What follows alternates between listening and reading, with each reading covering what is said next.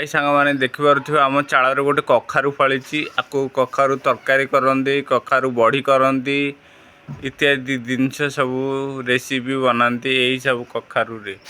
ଦେଖନ୍ତୁ କଖାରୁଟା କେତେ ସୁନ୍ଦର ହେଇଛି। ଏବେ ବର୍ତ୍ତମାନ ଛୋଟ ଅଛି କଖାରୁଟା, ପୁଣି ବଡ଼ ହବ, ବହୁତ ବଡ଼ ହେଉଛି ଏଇଟା। ଚାଳରେ ଢେର ସାରା ଫୁଲ ଆସିଛି, କଷି ବି ପଡ଼ିଛି।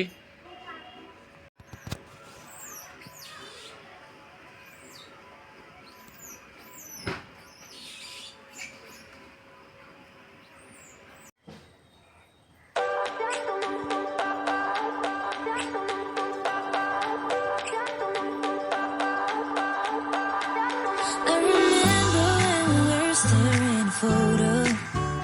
Don't forget the way you look me in the eyes.